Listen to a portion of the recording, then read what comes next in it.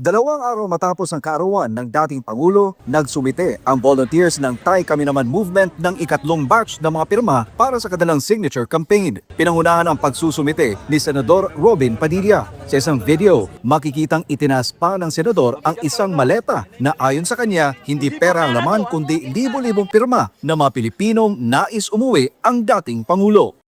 Nandito po kami muli para dalhin po namin sa ating kataas-taasang hukuman ang mga nakalap po naming pirma, mga kababayan po natin na humihiling na sana po ay desisyonan na ng ating mga hukom yung amin pong hiling na patungkol po sa ating dating Pangulo na Rodrigo Roa Duterte. Sa kabuuan, umabot na sa mahigit 304,000 pirma ang kanilang naliko mula sa iba't ibang panig ng bansa at maging sa abroad sa loob ng 4 na buwan.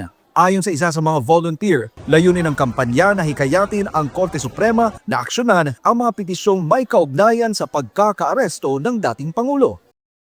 These people came to us nang walang kapalit, walang ayuda, wala kaming maibibigay. Lahat sila lumapit at umaasa, nakikilos na ang Korte Suprema para ipaglaban ng ating soberanya.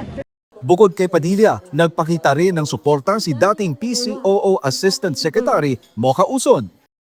Ako po ay patuloy na sumusuporta at nagmamahal sa tatay ng bayan, si Tatay Digong. The least thing that we can do is sign the petition. Kung sa tingin nyo, may nagawang maganda si Tatay Digong para sa inyo, sa pamilya nyo, sa ating bayan, pumirma kayo. Ang Tay Kami Naman Movement ay inilunsad upang ipahayag ang suporta kay dating Pangulong Duterte na kasalukuyang nasa kustodiya sa The Hague, Netherlands, kaugnay ng kasong crime against humanity na inihain sa International Criminal Court. Naninindigan ng grupo na iligal ang pagkakaaresto sa dating Pangulo at may bahid umano ng politika.